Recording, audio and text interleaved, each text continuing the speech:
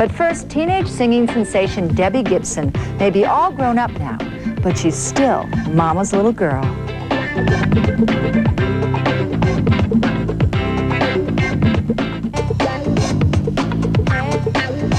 Hello again. I'm Joanna Kearns, and we're back with more of these hour-long tribute to today's talented, tireless Hollywood moms. Singer Debbie Gibson found fame at a very early age. She has virtually grown up in the spotlight, and her mother Diane has been right alongside her every step of the way as parent, advisor, and friend. For as long as I can remember, I walked, talked, and sang and entertained. I mean, I have pictures that I look at and, I don't even remember it, obviously, because I was like 2. But it was obvious to those around her that Debbie Gibson possessed a special gift. She began playing the piano at 4, performing on both the stage and television before landing a contract with Atlantic Records at age 16. Her first hit, Only in My Dreams, was a song she wrote when she was just 13.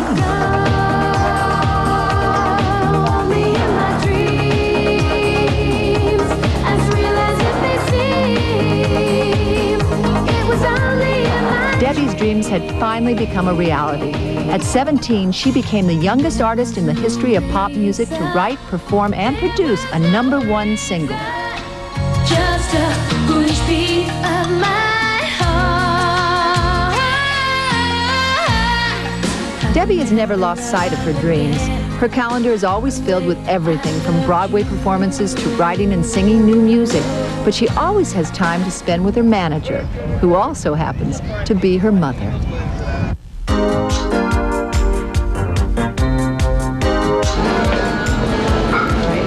Should be used to it. Let's start here with some abs. Normally, our schedules are really different, so we kind of come whenever we can. Except today. We're here together. Are we going to have a squat-a-thon? A squat-off? I don't know if you want to do that. I don't think I do. It's kind of also inspiring to work out with someone else because, like, I look at my mom who hasn't worked out, like, just started working out, what, a year and a half ago? And I think, oh, God, I better keep up. She'll run circles around me. Very good. Keep going. Two more, you got it. Thanks. Keep going.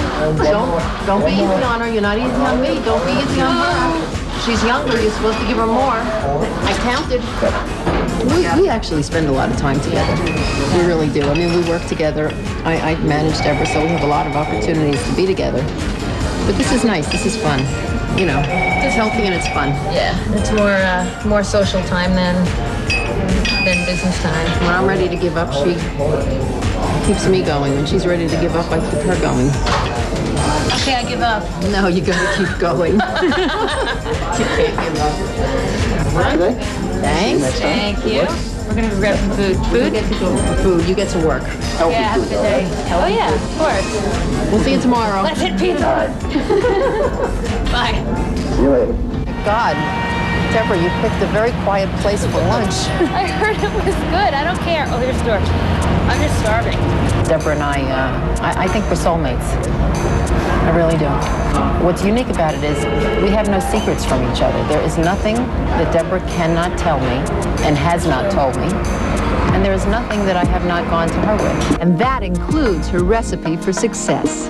It's like she's got a professional life, her own personal life that includes, like you saw, the working out and, which takes a lot of time and energy. And still, there's always time left for her 4 kids, her 2 grandkids. Oh, God. Grandma. We have to admit that. Oh, dear. And it's just amazing. It's like supermom. Being a supermom also means dishing out a daily dose of motherly advice. I tend to get into something like 2 feet, jump in, and she's always kind of going, all right, Deb, come up for air, slow down, take it easy. Like most moms, Diane has high expectations for the men Debbie dates. He's got to be Italian. Oh, here we go. We want to make sure his intentions are correct. It's got to be very family-oriented. And he must not smoke. Basta gone boom, As Grandma says. Her grandmother used to say or something. I don't know. As long as he doesn't smoke. What a standard. They may agree on smoking, but not on every subject. Fashion advice? You can't give Deborah fashion advice. I'm kind of a quirky dresser usually. She's a like mix and today I'm match actually person. pretty put together, but I dress kind of off sometimes, but that's just part of my personality. Lunch finally arrives and Diane is determined to get her daughter to experience something different. It looks good. I'll try everything except the lentils. No, another cup of cappuccino. Try the lentils, just for the heck of it. Just try it. Try it for the camera. Go ahead. I can't believe I'm doing it. And it's got carrots in it to top it off. She hates carrots, but I bet you're going to like this. It is 10 years later. You might really like it. It's not as bad as I remember it. I know that Deborah, at some point in her life, wants children in her life, and I hope that she finds a way to make that happen. You know, I think her ultimate goal in life is to combine her professional and her personal life so that she has a happy family life and a successful professional life. That's really what I hope for her. Later on, talent and tenacity. I may not be here talking to you today. Plus, no longer the squeaky clean teen, it's the new Debbie Gibson. See how she's reinvented herself. Prize to further his education. Coming up next, she first was a teen dream, then a stage sensation. Now Debbie Gibson's reinvented herself again.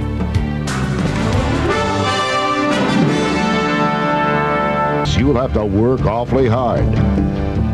That and lots more tomorrow. Finally, she's a singer, a songwriter, an actress, and a producer, but she's still probably best remembered as a squeaky clean teen. Well, Debbie Gibson's all grown up now, and with a new record coming out, she's adding another line to her resume. Bonnie Strauss reports.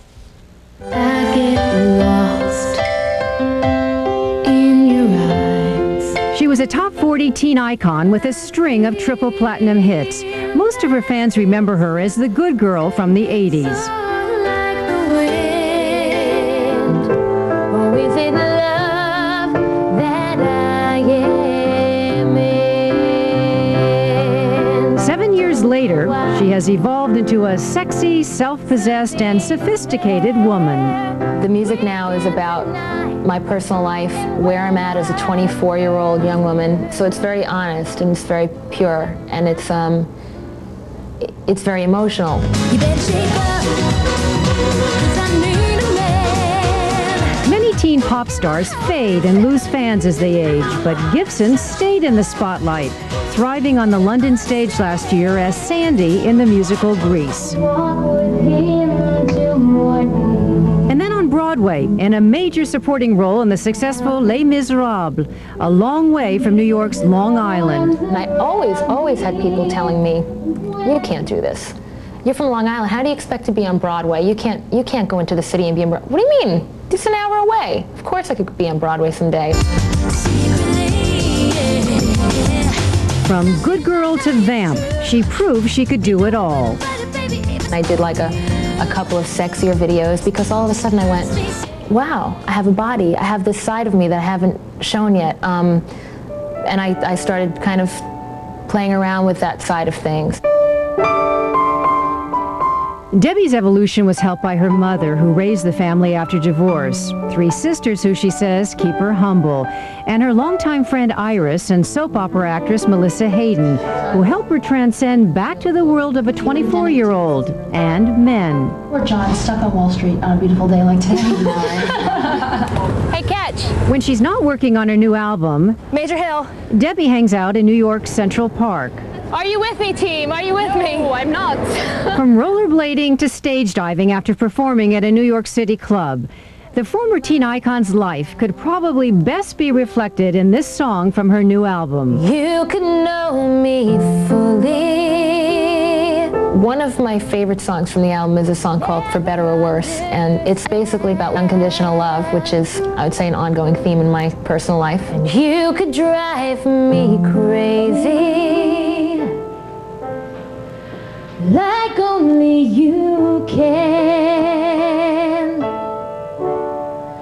Life's blessing, life's curse, for better or worse. What I love about how my career has gone up to this point is that I've always put my head down on my pillow at night, and I've been able to say that I've done, honestly, what I felt like I wanted to do. And that's really all you could hope for, I think, in everything you do. Come home empty-handed. Debbie's new album, From My Heart, hits the stores July 4th. And that's it for today. I'm Deborah Norville. Thanks for watching. See you tomorrow.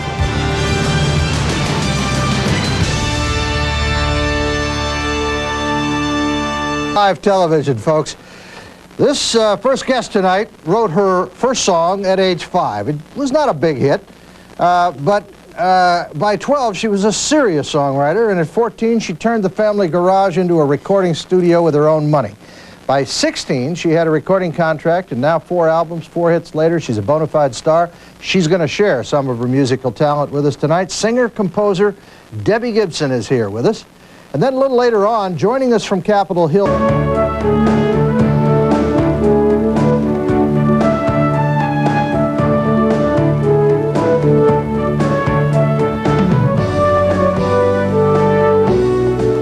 This woman has made more money, and she's already 24 years old, 25 years old, something like that. She made more money than my entire life, and I'm very upset about it. Pop's music veteran. You probably don't know the first song she wrote because it was called Make Sure You Know Your Classroom. You might know that if you were in kindergarten with her. Otherwise, she has other famous hits such as Foolish Beat and Lost in Your Eyes. Her new CD, which we'll have on a close shot here for you in a minute, is Think With Your Heart, Debbie Gibson. Debbie, welcome to the show. Thank you. You grew up right here in Long Island, huh? I sure did. Yeah? Yep. Now, this song you wrote when you were in kindergarten, is that a true story? That is a true story. How did it go? Make sure you know your classroom. Make sure you know your seat. I hope you find your teacher. I hope she looks so sweet. Make sure you know your classroom. There's more. Make sure you know your seat. I hope you find your teacher, or you'll have to wait in the street. Wow, that's very good. I remember that. As a matter of no, I don't. So I guess it was about my hidden fears about being put out into the street if I couldn't find my teacher. Were you a good student?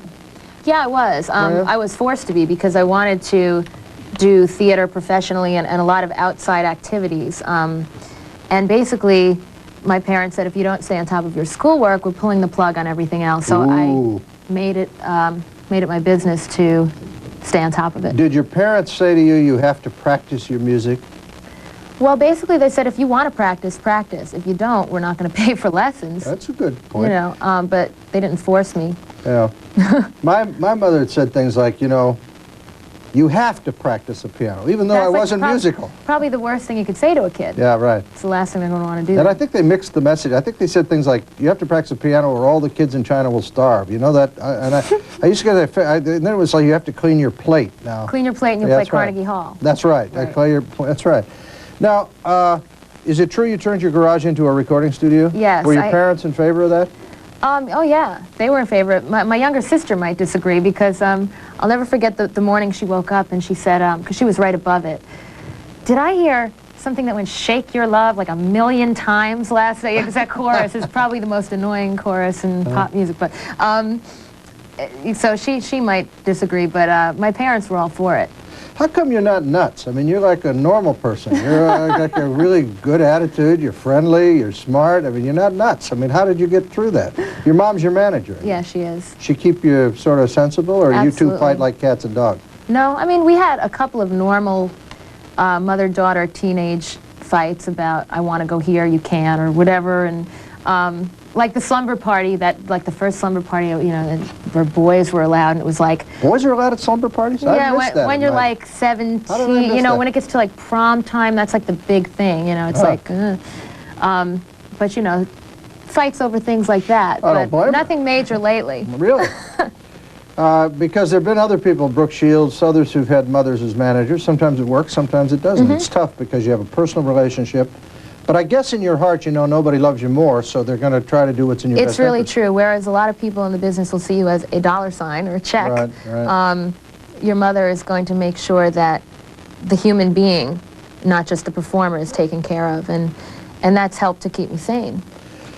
When did you know what you wanted to do for a living? Was music just sort of something you were doing as fun, and you said, no, this is really how I want to make my living? Well, it's always been what I did for fun, but I realized there came a point where I was doing community theater, and I went, I want to be on Broadway. I want to do something professional, and I knew. I wasn't thinking of it in terms of like a living, but I did know there was nothing else in life that I was passionate about like music. So I think I always knew. How about your mom on boys? Was she tough on the boys coming over to pick you up and take you out? Yeah, she had a carrot routine, the infamous Diane Gibson carrot routine. She'd take a carrot out, the chopping board, the biggest knife she could find, and go, now where is it you said you were going? And when are you getting home? And they'd go, 10, 9, in fact, we might just stay in and watch TV here, you know. Oh, that's great. So, that's a great trick, yeah. Oh, yeah, it worked. It was very effective. Did you date any, like, weird guys? Guys come with green hair and my daughter used to come home with guys with green hair, sort of spiked up, and Really? undershirts and strange things, and souped-up no. cars. You had, like, normal girls. I had pretty normal boyfriends. I mean, the kind you find in Merrick, Long Island. I guess. Go back to your music a second. You wanted to be on Broadway. What did Broadway represent to you, and what was it like the first night you stepped on the stage? You were in Les Mis? Les Mis.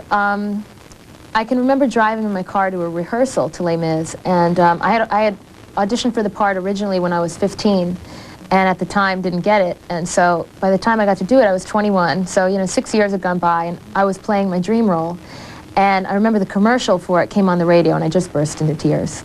I was so excited. I think anyone who was in the audience that night said to me, you were like somewhere 2 feet above that stage. You weren't even on. I was so excited, and the adrenaline was just pumped up, yeah. I heard, and my staff said that they had checked around, and that you were not just good on Broadway, you were great on Broadway. I mean, that you were born to it. Are you going to do more of it?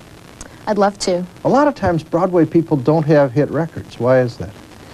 You know, it's very different styles, singing-wise, and much more open on Broadway? Or? Yeah, it's like project, and in pop and in the studio, the microphone's right here, and you deal with more subtleties, and in a way, they're two different art forms, and in a way, they're not. And I think I've always just been lucky that I've always gravitated toward both. So in my vocal training and everything, I've always actively worked on both styles. And I have a great teacher who's given me such a good, solid foundation that I feel like if in 10 years I want to go and do an opera, I feel I will be able to put the time in and work, you know, until I find the thing. Have you got the pipes for opera? Have you got the range and everything for opera? Well, I work on classical music all the time because I think that's what keeps you strong in any area.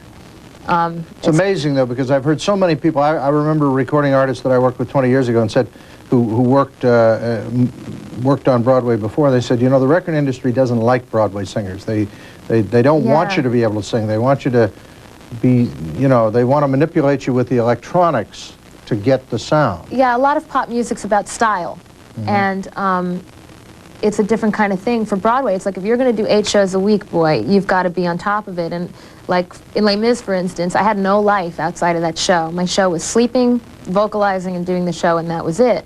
And that's what it takes to do a really great performance. That's like an Olympic athlete in a sense. I mean, it's constant training.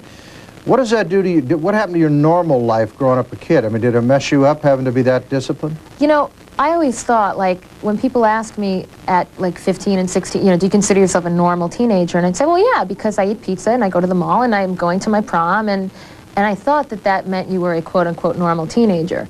Looking back, I say, I had a really odd childhood in some ways. Really? I mean, my mom and I and my family, I mean, we did all we could to keep everything as normal as possible. But it's definitely not normal to, you know, to suddenly, like, you know, 1 minute you're living in the house you've lived in your whole life, and suddenly people are scouting it out, knocking on the door. That's not really normal. I mean, that's kind of unusual. But my personal life has always been very normal. Pretty normal, huh? Pretty normal, yeah, pretty uneventful. What about you said people come up to your house and just knock on the door and say, you know, is she there? Can I see her? Or what do they do? And How do you handle that? I would just think they're coming from me. Like, I'm just a girl who likes to sing. Like, you know, the whole thing about hype that's the odd part about pop music. There's this whole thing. There's you and what you do, and then there's the hype. And they're almost like they're two different things, you know. It's like if you're on TV one day, people are going to come up to you the next day. It's that instantaneous. So basically how we handled it is we really tried politely to say, well, this is our home, you know, and some people take that... Get the heck out of here. Yeah. Some people take that the wrong way, but, you know, I have 3 sisters, and, you know, they didn't want strangers coming in and out of the house, and so we really tried to keep home a haven, and we tried to keep business out of the home, and we still try to do that. That's very smart of you. This is Debbie Gibson's CD.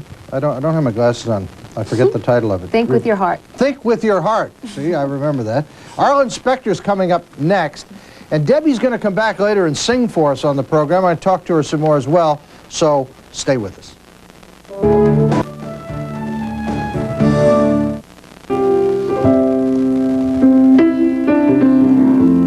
That's Debbie Gibson at the piano. We're going to talk to her for a couple minutes. Then she's going to sing a couple of great songs for us. Okay, you got a puppy. I want to hear about the puppy. Did you get a puppy? I did get a puppy. I had a dachshund. You got a dachshund? I had a dachshund, too, for 13 years. Did you? Yeah. I had a toy dachshund, actually, but he was very hyper and he died of a heart attack. Oh, no, because mine's a miniature and she's pretty hyper, too, so don't tell me that. Well, she didn't die of a heart attack. She actually got bad news one day on the I think that was that. I don't know what did it. She was hyper. I mean, what can I tell you? The little thing just ran all over the place. And finally, just one day went, bonk, and that was it. It was no painful or anything, but I think she just got bad news. Yours is probably fine. I don't want you to be worried about it. She's all right. Did you have a dachshund? You mean you grew up with a dachshund? Yeah. I had one for 13 years. What is it about dogs that are so good? I'm a big fan of the American Kennel Club and those folks down there. I go to the Westminster Dog Show every year at Madison Square Garden. My friend Liz Smith's always down there looking at the dachshunds. And what is it about dogs? They really do love you unconditionally. I mean, they don't want anything true. from you, right? Exactly. Yeah. Exactly. Except the toilet paper roll when it's finished. So my dog that's a good thing. They want to play with that, right? All she wants. She just rips things to shreds now, you know, so. Do you feed your dog human food or just like... No, just dog food, although the dachshund I grew up with used to eat table food. Really? In fact, he was so finicky that we'd bring him macaroni on Sundays because we're Italian, and with a name like Gibson, we're Italian. Yes. And he wouldn't eat it until we heated it up. Is that right? He wouldn't eat cold macaroni. So they're very finicky. They just sat there and stared at you till you heated it up. Exactly. Yeah, I have a dog. I have a little dog, Jeb Stewart, is a toy Yorkie. But I have to put hot water on the dog food to make gravy. Otherwise, he'll just sit there and stare at me. It's true. It's a true story. Do your sisters like and are proud of what you do? Do you think they resent it? My brother, I had no talent. My brother still resented me. So, I mean, I don't know why I'm asking this question, but... My sisters all have their own niches. They have their own things they do. You know, I think that when I was younger, when I first started recording, they all made sure that, like, when it was my morning to do the dishes, it was like, we don't care that you got home from singing at a club at 6 in the morning. You have to be at school at 7. You're cleaning the dishes because it's Wednesday, you know. Really? But I wouldn't call that resentment. I'd call that, you know, being a sister. What do you... Yes, that's right. What do you want to do that you haven't done? I mean, are you worried that, you know, you've had such success so young? I know a guy who had a best-selling book when he was 27 or something, and he sort of went in the drunk tank after that. He never quite pulled out of it. You know, he never quite could top himself. Are you worried about, not going in the drunk tank, but are you worried, you'd like have too much success early and then worry about topping yourself? I feel like I'm definitely in phase 2. Like, everything I did from, let's say, age 16 till now was one thing, and now I'm learning all new things about myself and about my voice and about my writing, and it's like, as a songwriter, this is the most exciting time. I mean, when you're 16, you don't have a whole heck of a lot to write about. I mean, yeah, I know, you do, but everything's... My mother made me do my homework. Everything's pretty basic. I mean, and now it's like, it's when you start actually having a life, you know, then, so that's kind of where I'm at now. But God, I want to compose a symphony someday. I'd love to conduct. I'd love to learn how to fly an airplane, which is not related to John music, Denver was here the other night. He flies a Learjet. Oh, cool. Yeah. That's great. I'd love to do that. And I mean, there are just endless songs to be written and things to do. And so, well, speaking of songs, do one for us. What are you going to do first? I'm going to do a song called For Better or Worse. For Better or Worse? Yes. Okay. Which I wrote remember about those the new words. I've album. expressed them a couple times in my life, and always for the worst. But here's Debbie Gibson. Here we are. You could walk behind me, or you could hold my hand. You could know me fully, or never understand. And you could drive me crazy, like only you can. Life's blessing, life's curse, for better or worse.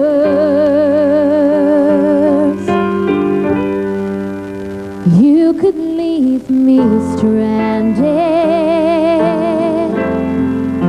or hold me with your eyes.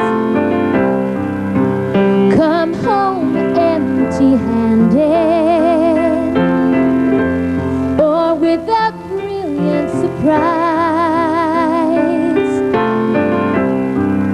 And you could sing me love songs, or just make me blue. Life's blessing, life's curse, for better or worse, I'm with you.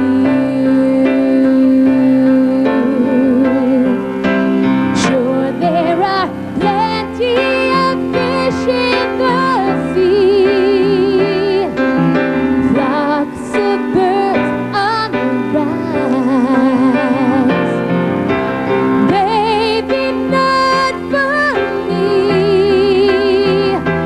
'cause I live in paradise.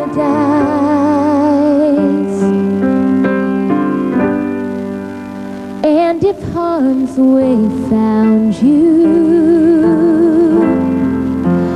you know I'd be there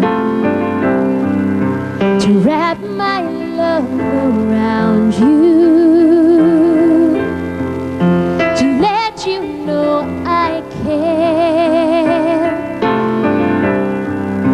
And when the angels came down, I'd say, don't you dare, you know not what you do. May God take me first, for better or worse, I love you. May God take me first, for better or worse, I love you.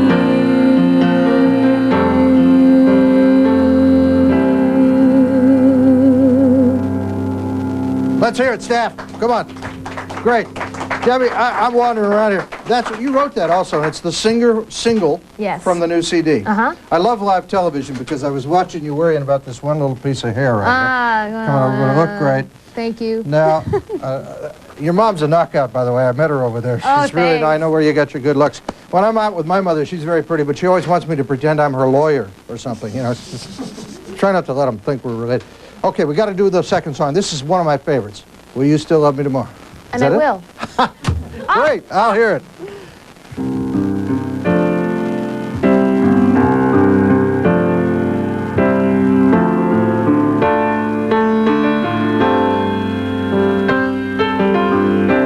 Tonight you're mine completely.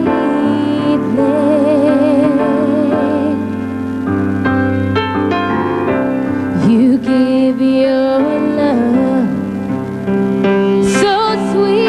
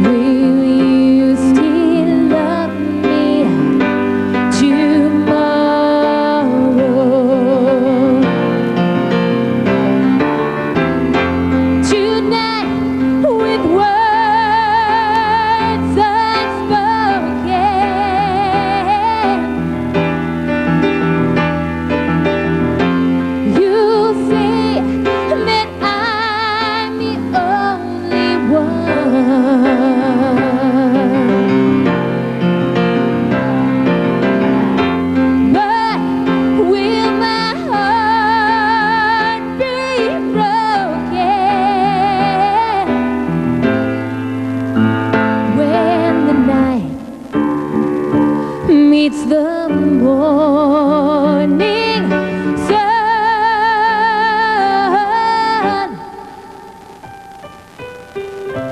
I'd like to know that your love is love I can be sure of. So tell me now, and I won't ask again. Will you still love me tomorrow? I need to know. Will you still love me tomorrow?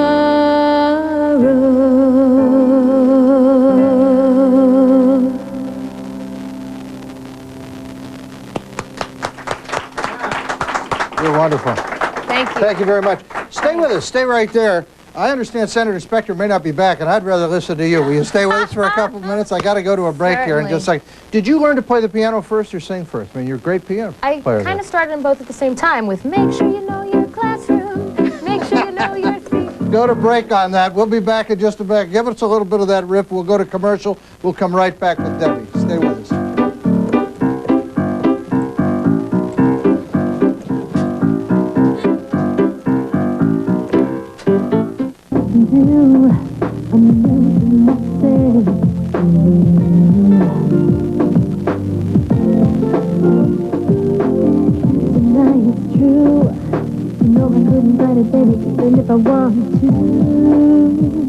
All right, that's a little known fact. Debbie and I actually did a video together. Torso Man. Some years ago. I was known as Torso Man in those days. That was me on the video with her. I guess things come out. You just can't hide it. I know. You know what I mean? Nothing sacred. Now, that was pretty sexy. Did your mother give you a say, hey, let's knock that stuff off? Or that No, was actually, she said, if you want to go ahead and do a sexy video, you better not be giggling about it and do it right so that it comes off the right way. So It's Mom kind of the advice she gave me. you some advice on how to do it, huh? Yeah. That's It took me a week to learn how to walk in those shoes. It was ridiculous. It was a one-off. Really? We're going back to Senator Spector in a few moments, but you testified in Congress on something, did you? Yes, I spoke on behalf of ASCAP. Basically, American Society of Composers and Publishers. Publishers, yes. Right. Basically, with the age of technology, where technology's at right now, there might not even be record stores in a few years. I mean, you can with you can computers, rip it off and you can rip it off digitally and, lose no quality and everything. And basically, we were trying to get compensation for artists and writers, royalties on sales of digital audio equipment.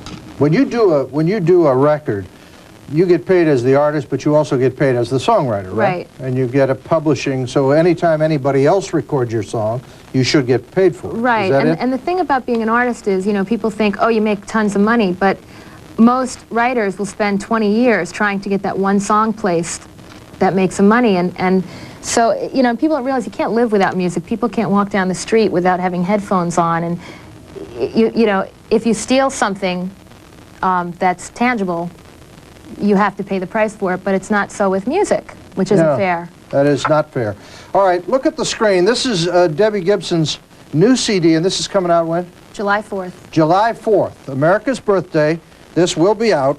Debbie Gibson, Think with Your Heart. Great idea. Goodbye, Debbie. Thank you. Thank You're you. wonderful. Please come back. Anytime we're in trouble here because of live television, please get this woman on with me because she's a real pro. Thanks, Debbie. Thank you. Okay, we'll be back with Senator Arlen Spector right after these messages. Stay with us.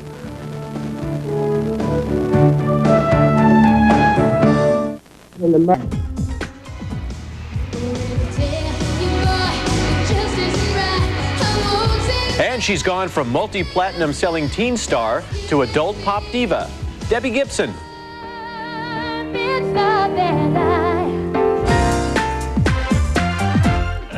And next, what we think may be the next wedding song from the one and only Debbie Gibson.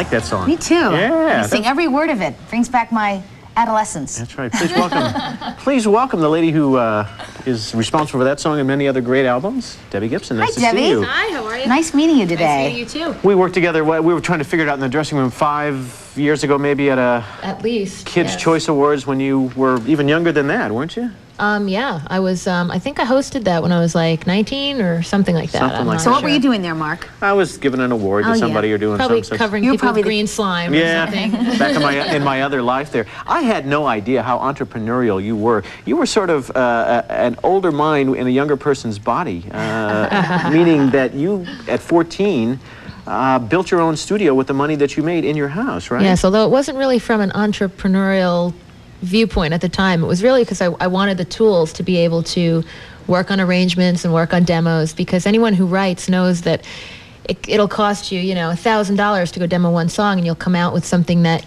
didn't even sound like what you had wanted it to sound like. So the best thing to do is kind of learn how to do it yourself. And who taught you all this? Is this just an innate ability that you have? I mean, I expressed a big interest in all of it, and my parents were just really supportive and basically thought, well, wow, she's right. If she did have the tools, she probably could do this. And so, wow. And they recognized your musical talent as a little girl. At what point were you singing nursery rhymes and everyone was saying, listen to that pitch? I was playing when I was like 4 by ear. Really? So that's how they knew that, that I just loved it, because I'd sit and just fiddle around at the piano for hours. Wow. How old were you when you wrote your first song? I was 5. What was the song? It was called Make Sure You Know Your Classroom. Can you do it? You remember? Of course I remember it. Let me hear. Come on. Make sure you know your classroom. Make sure you know your seat. I hope you find your teacher. I hope she looks so sweet. Make sure you know your classroom. It's almost over. Make sure you know your seat. I hope you find your teacher, or you'll have to wait in the street. I love it. For all those entering kindergartners. Not likely to become a hit anytime soon. You were in the Metropolitan Opera when you were 9 years old? Yes. And then you go to Broadway when you're, what, about 20 maybe? 21. So you've had an amazing career for being such a young lady. I did theater throughout my whole childhood, and Long Island is great for the arts. There was always a show to be in, whether it was community theater, children's theater. I know, like Hofstra University and Nassau Community, we're always looking for kids to be in their shows, and then I got into it on a more professional level. And now this is, how many albums have you had in your career? This is the 5th. This is the 5th? Think with your heart. And the song we're going to hear today? For Better or Worse. Right, it's not Till Death Do You Part like I it's For Better or Worse. It's kind of funny with the whole wedding theme going on. It's a wonderful way to play us out after our first week. We really appreciate you being here. Thank you. It's been a great week. Congratulations. Thank you. And next week on Biggers and Summers. Carl Reiner, who You're is excited about that. I'm real excited about this man, certainly from all the things he's done with Dick Van Dyke and other things. And Joanne Worley will be here, and guess what? Bras may cause you cancer, but don't let that ruin your weekend, okay? And going to extremes in beauty. Debbie, thanks so much. Have a great weekend, everybody. That's right. Thanks for being with us on Biggers and Summers, and thank you, Miss. Thank you, Mark, by the way. Good luck. Bye-bye. As I start slipping away. You could walk behind me, or you could hold my hand. You could know me fully, or never understand. And you could drive me crazy, like only you can. Life's blessing, life's curse, for better or worse. You could leave me stranded, or hold me with your eyes. Come home empty-handed, or with that brilliant surprise. And you could sing me love songs, or just make me blue. Life's blessing, life's curse, for better or worse.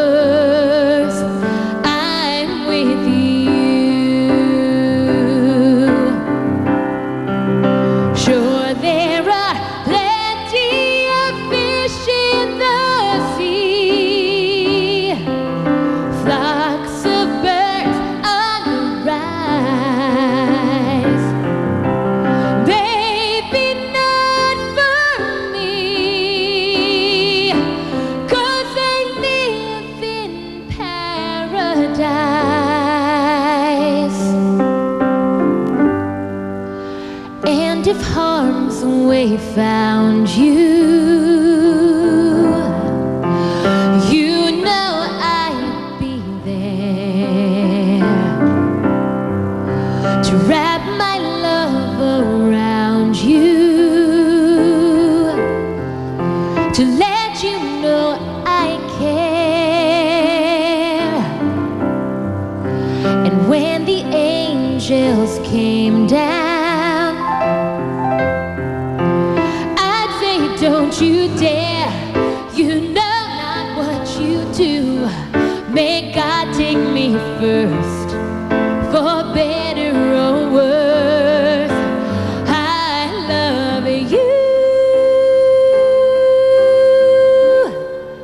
May God take me first, for better or worse. I love you.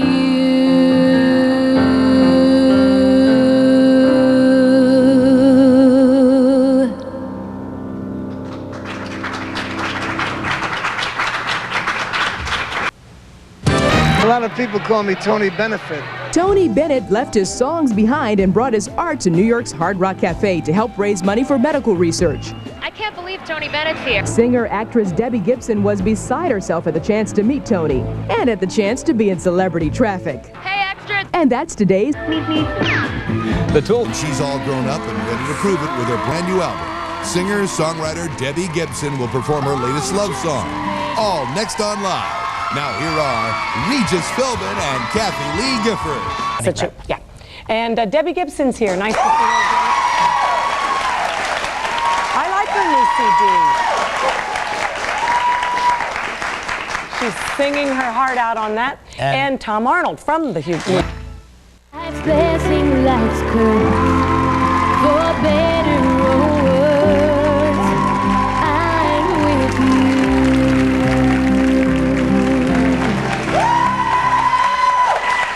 Debbie Gibson, all growing up now. A sneak preview of her new video. She shot to the top, as you know, as a teenager.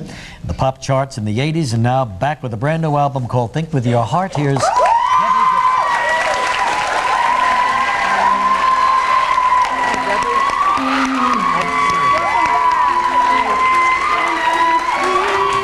They're here. I know these guys. They're your pals, The huh? Gibson Maniacs are here, yes. Well, I haven't seen you in a while. I know you've been busy. You've been on stage, Les Mis. You were in Greece, over in London for 9 months. Yep. Was it the best thing you ever did professionally for yourself and sort of psychologically? Yeah, Greece was a great experience. I mean, living in London, I'd actually never lived on my own. I'd been on the road a lot, and every time I came home, I went back to the family house in Long Island. Your mom did your wash. Exactly. Yeah. Well, that kind of still happens sometimes, I have to admit. But yeah, going over there and kind of developing an actual life for myself was definitely one of the best things I did. And I always wanted to do that show. I love the 50s. Always wanted to play Sandy. It was a bit natural for me. Yeah. I have to say. Yeah. You could say anything and they'd go like that. They'd go crazy. Debbie, didn't we present you with a gold album years and years ago? Was it your first? I believe it was. Yeah. I think this is like my 7th time on the show or something And you like were that. a little teenager with a little bolo hat or something? And Yeah. walking around, that was your trademark. I guess so. Now you're a young lady in your 20s? And 24. 24. You say this is the most honest thing you've... Oh, that Johnny Gramp. It's early. It is early. Yeah, no, it's not. It's problems at home. Now, you're saying this is the most honest project. I guess you mean album you've ever done. Absolutely. I've always loved to sit at the piano and play and sing for my family and friends, and that's really what this album is about. It's kind of, it's more about the songs, and we recorded it all live with live orchestra. It's a more traditional pop album as opposed to a trendy pop album, and that's what I'm more into as a listener. Yes. Yeah. More and more of these singers. We had Jody Watley on yesterday who are writing their own music now. Yeah. Well, it's all part of the package now, I guess isn't so. it? Yeah. Well, I've actually always written for myself, and I actually, even at 16, I held out for a deal that would allow me to write my own stuff, because they see, you know, a little blonde girl, oh, we can, you know, hook her up with the latest producer of the month or whatever. And for me, it's always been about presenting songs that come from my experiences, and that's what I get the most satisfaction out of doing. It's really a tribute to a lot of the songwriters you admired as a kid, too. Billy Like Joel, Elton John, Carole Carole King. King. Yeah, I cover Will You Still Love Me Tomorrow on really the album. nice. Hey, you talk about your...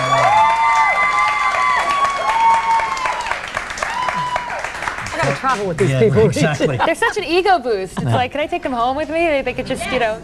You talk about your experiences, and you've got a real experience going on right now with your new boyfriend. Oh, yeah. What Yeah, very soap is happy on the, he's a soap on the star, right? personal front. What Yeah, show is he on? He's on All My Children right now. Chris Bruno? Yeah, Yeah. yeah. All My Children. Plays Michael. Yes. And how'd you meet Chris? I actually met him through a mutual friend, and the first time we went out was with Chris, his brother, and the friend that we met through Jim. We all went to Disneyland in LA and hung out all day, and it turns out he got a call on his machine that day that he had to relocate back to New York the next day, and I was going back the next day too. Hello. Fortuitous. Hello. Kind of worked out, I'd So it say. all worked out Oh, good for you, Debbie Gibson. You have it all now, doll. Yeah. All right, well, look, we'd love to hear one of the songs from the album. Which one do you want to go I'm actually going to be doing...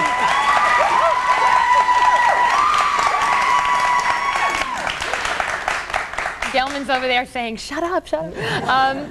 I'm going to be doing actually an abridged version of For Better or Worse, because you guys have this lousy 2-minute rule Tell on me this about show. it. Yeah. Oh, but yes, a song called For Better or Worse, All which right, is the For first Better single. or For Worse, Debbie Gibson. All right.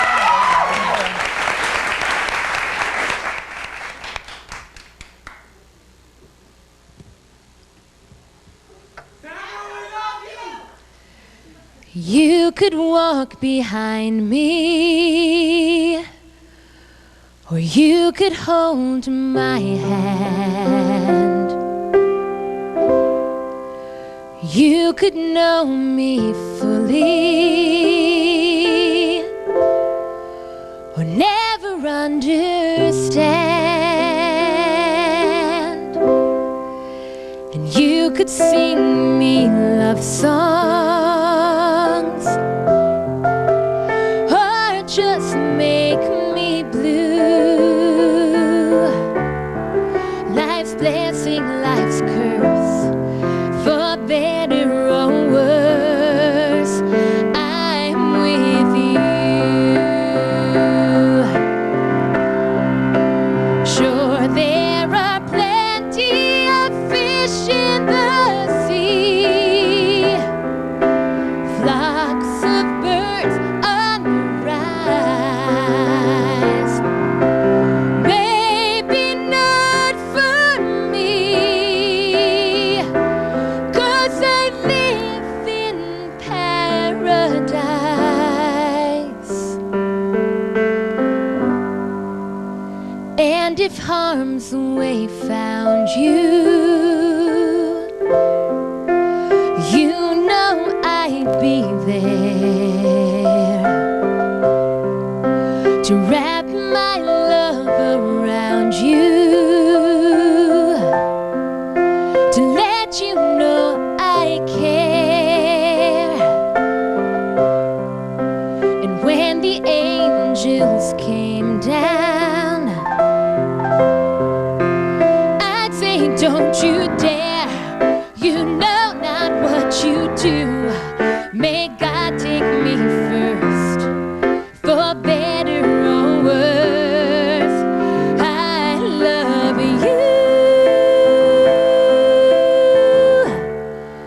May God take me first, for better or worse, I love you.